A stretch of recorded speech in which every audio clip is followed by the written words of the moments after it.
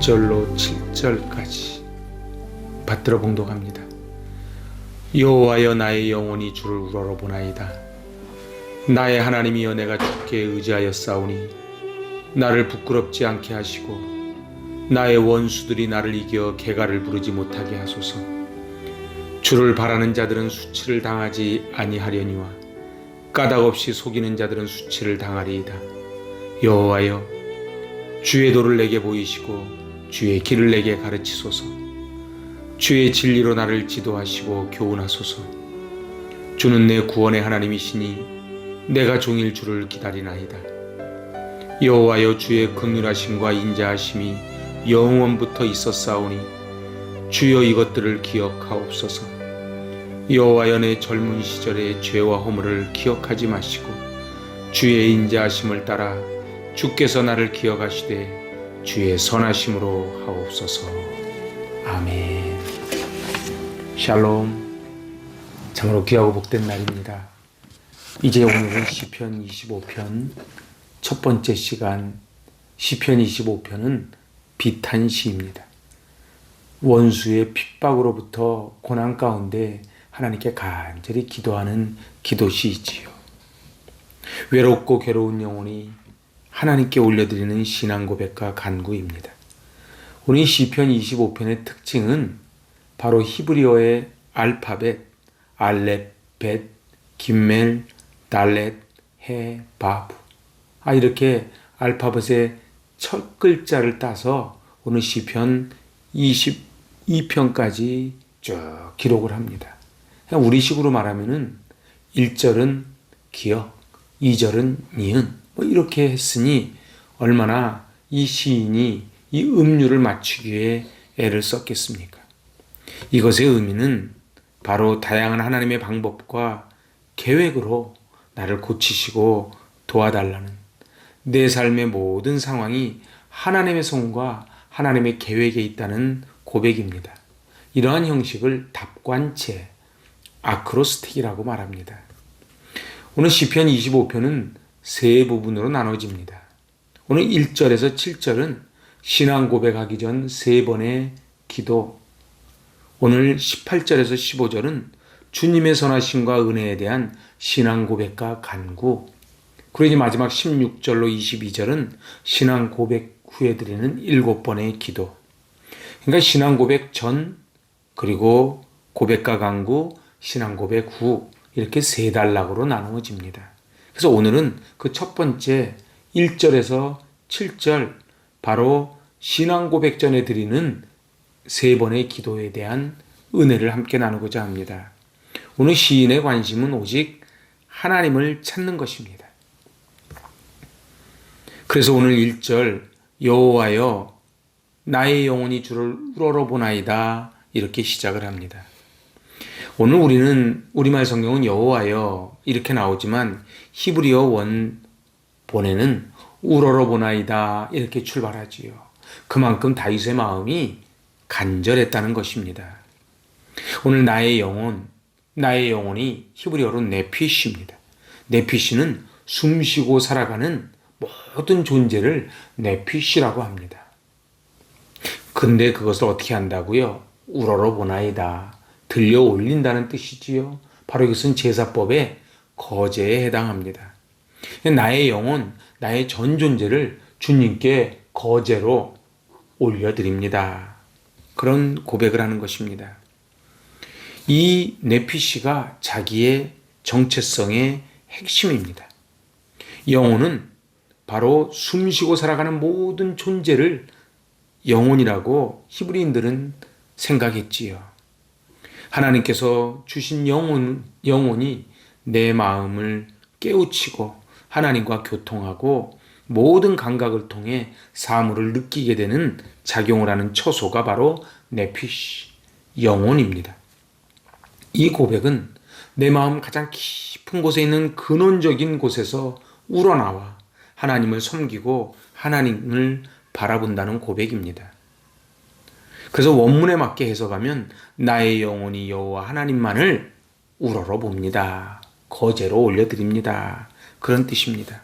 그렇습니다. 신앙의 본질은 바로 네피시로 여호와를 앙망하는 것입니다. 그리하여 오늘 2절에서 이렇게 고백합니다. 나의 하나님이여 내가 주께 의지하여 싸우니 나를 부끄럽지 않게 하시고 나의 원수들이 나를 이겨 개가를 부르지 못하게 하소서. 이 절박한 상황 가운데 이 다윗은 자기가 의지할 수 있는 것은 오직 하나님임을 고백하는 것입니다. 그 다윗은 그 부끄럽지 않게 해달라고, 내가 부끄러움을 당하지 않게 해달라고 기도하는 것입니다. 그리하여 오늘 3절이 참 의미가 있습니다.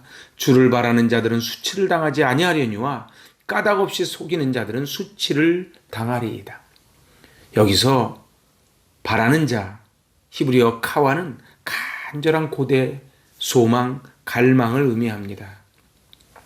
속이는 자, 이것은 단순한 속이는 것이 아니고 바로 범죄자, 배반자, 그리고 불신앙의 사람들을 말합니다. 그리고 주를 바라는 자와 대조를 합니다.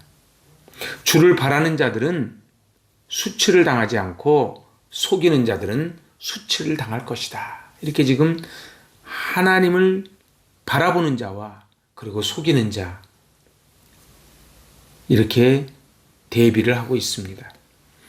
오늘 4절에서 이렇게 고백을 합니다. 여호와여 주의 도를 내게 보이시고 주의 길을 내게 가르치소서. 주의 진리로 나를 지도하시고 교훈하소서. 주는 내 구원의 하나님이시니 내가 종일 주를 기다리나이다. 아멘.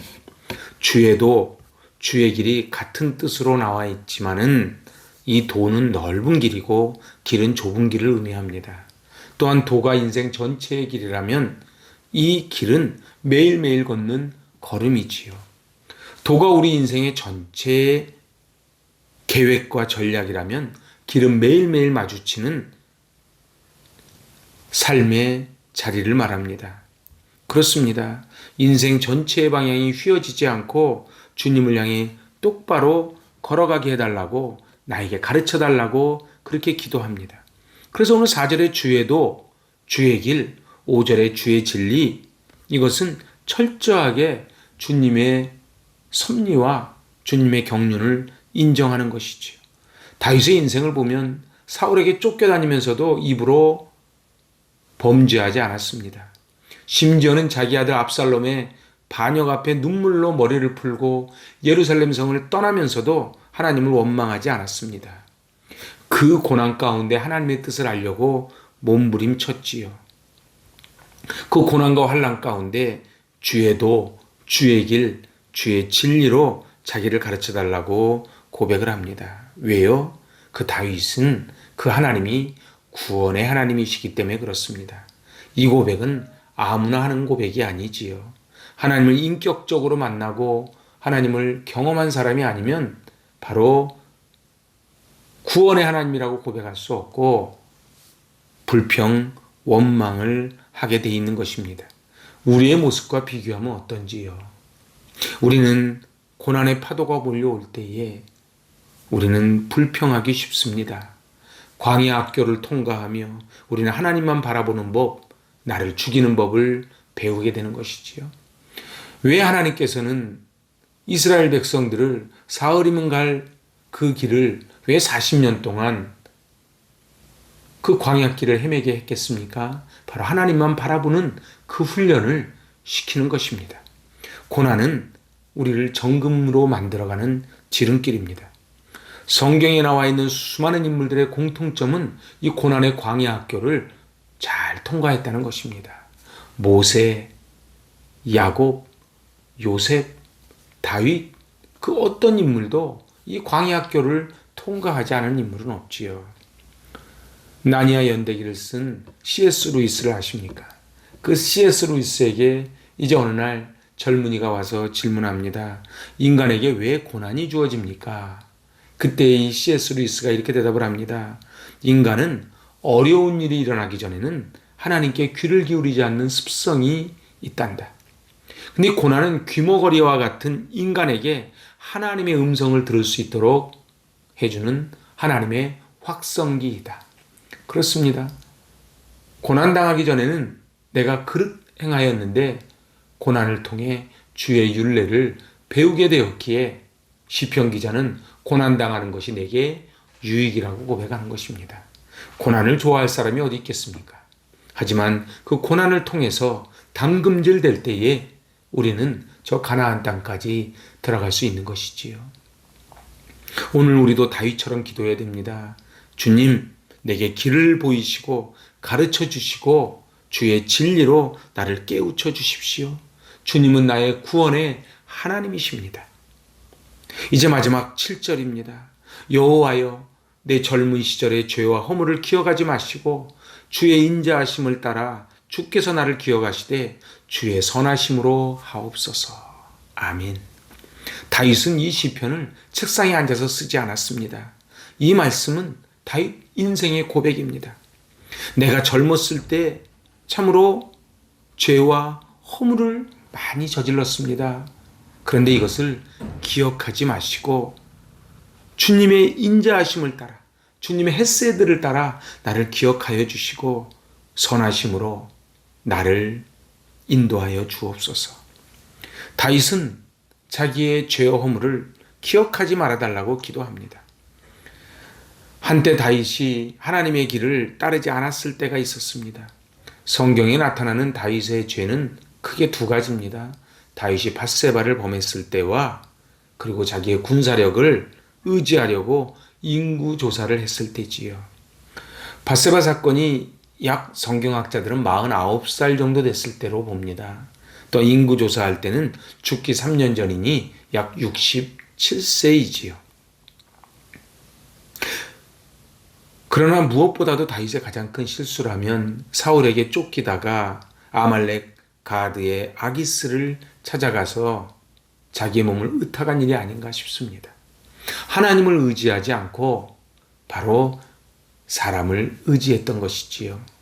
코로 파는 인생을 의지하지 말라 했는데 다윗은 그만 사람을 의지하고 만 것입니다. 근데 오늘 다윗은 고백을 합니다. 내 젊은 시절의 죄와 허물을 기억하지 마십시오. 이 죄와 허물이 히브리어 원문을 보면 모두 복수로 처리되어 있습니다.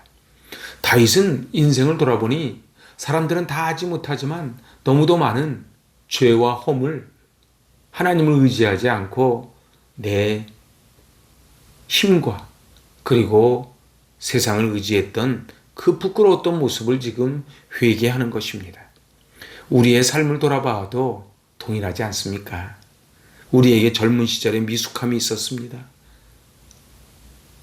하나님을 의지하기보다는 세상을 의지할 때가 있었지요. 그래서 우리도 밧세바를 범하고 인구조사를 하고 블레셋으로 도망갔던 다윗과 같은 실수를 범할 때가 얼마나 많았습니까? 오늘 솔로몬은 전도서 말씀을 통해 이렇게 말합니다. 청년이여, 내 어린 때를 즐거워하며 내 청년의 날을 마음에 기뻐하여 마음에 원하는 길과 내 눈에 보는 대로 다 쫓아 행하라. 그러나 하나님이 이 모든 일로 말미암아 너를 심판하실 줄을 알아라. 우리가 이 땅에 살아가면서 우리 했던 모든 것들이 저 심판대 앞에 서는 날 하나님이 심판하실 것을 100% 믿는다면 100% 믿는다면 어찌 우리가 함부로 말하며 함부로 행동하겠습니까? 하나님은 앞에 코람되어하며 살았던 그 요셉을 기억하십니까? 보디발의 아내가 유혹할 때 내가 어찌 이 큰 악을 행하여 하나님 앞에 득죄하리이까? 오늘 우리 하나님 앞에 이 다윗의 마음으로 요셉의 마음으로 살아야 되지 않겠습니까? 오늘 선포된 이 시편 25편 이제 첫 번째 1절로 7절의 말씀을 통해 오늘 이제 하나님 앞에 내 피시, 내 모든 전 존재를 주님 앞에 올려드립니다.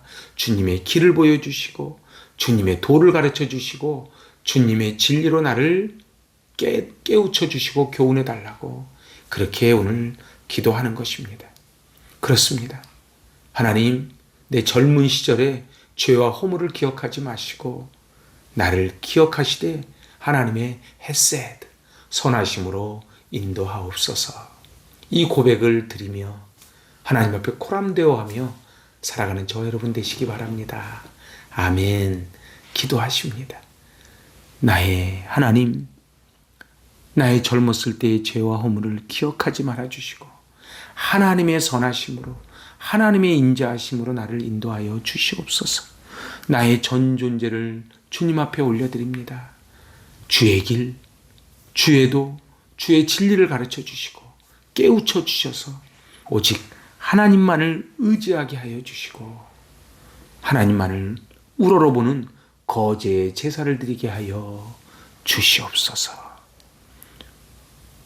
이 깊어가는 가을 주님만을 바라보기를 원합니다. 예수님의 이름으로 감사하며 기도하옵나이다. 아멘. 샬롬.